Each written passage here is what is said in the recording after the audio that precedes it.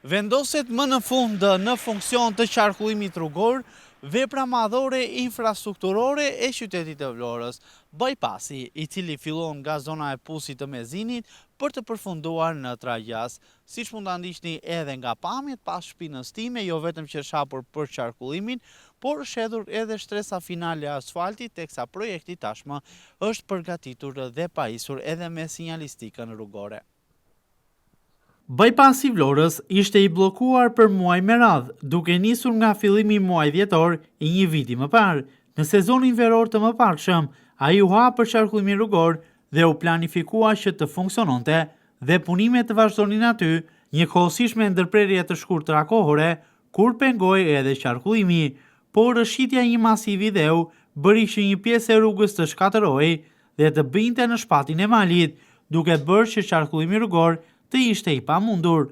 Ndaj edhe fronti fillestar i punës u përqendrua pikërisht në këtë vend ku toka rrëshqiti për të rihabilituar total dhe për të siguruar që kjo gjë nuk do të ndodhë sërish. Vetëm në atë pjesë punimet zgjatën për më tepër se 3 muaj. Më pas, puna vjoi në të gjithë gjatësinë e segmentit rrugor e përqendruar kryesisht në plotësimin e kësaj vepre infrastrukturore me të gjitha elementet e duhur të një projekti madhor. U punua për rihabilitimin dhe asfaltimin në total të gjithë segmentit. Shtresa përfundimtare e asfaltit është hedhur në të, teksa ka përfunduar tashmë edhe vizimi.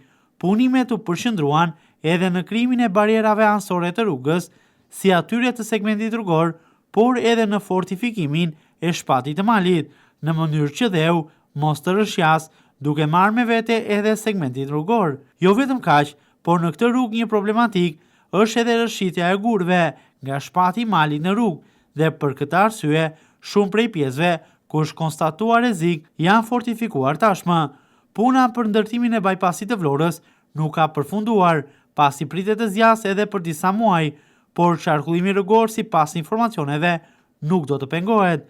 Firma e cila ka marrë për zbatim këtë projekt do të punojë kryesisht në rihabilitimin e shpateve të malit, ku ende konstatohet rrezik për rrëshqitje të dherave apo gurve, për të krijuar aty fortifikimin e nevojshëm që ky fenomen mos të ndodhë sërish.